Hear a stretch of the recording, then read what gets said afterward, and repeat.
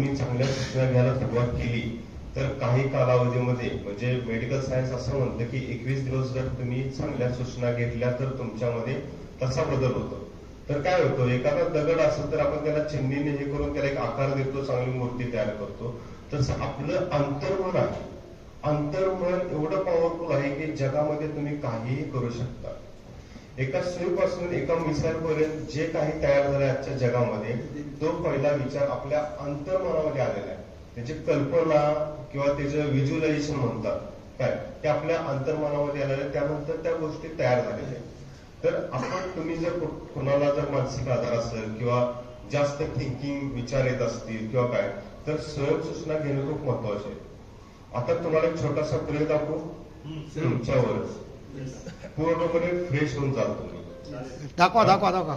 Okay, हो चालतंय. Relax टिकून बसा. श्वास घ्यायचा आणि सोडायचा. खूप मस्त, व्हेरी गुड.